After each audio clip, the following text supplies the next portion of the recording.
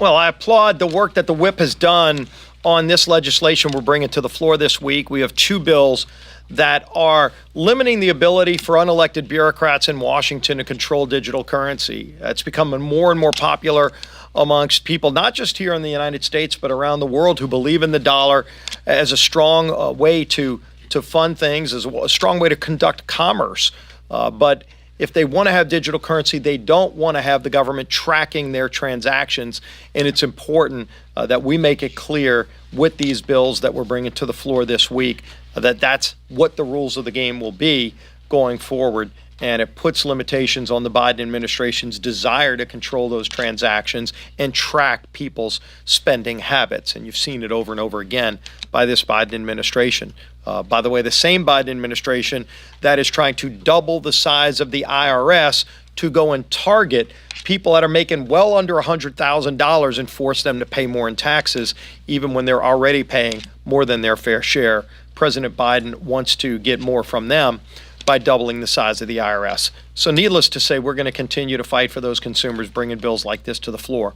Another bill we're bringing to the floor this week would prevent people here illegally from voting in D.C. elections.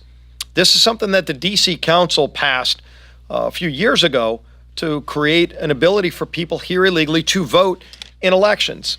If you look at this massive flow of illegals coming into our country, still to this day because of President Biden's open border, we've seen millions of people come into our country illegal.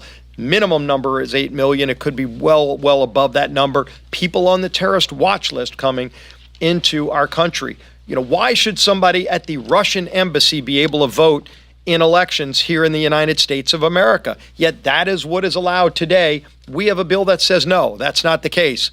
If somebody from Russia or from China working at the embassy in China wants to vote, they can vote in their own country's elections. They shouldn't be able, as a citizen of China, be able to vote in America's elections, for goodness sakes.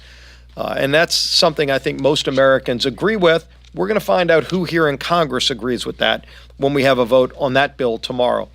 Something that we have been united against is not only the growing anti-Semitism and the growing movement against Israel's right to self-defense, which we have strongly supported, but now you see the International Criminal Court trying to arrest the Prime Minister of Israel for defending his country against a terrorist organization who on October 7th engaged war in barbaric ways against the people of Israel.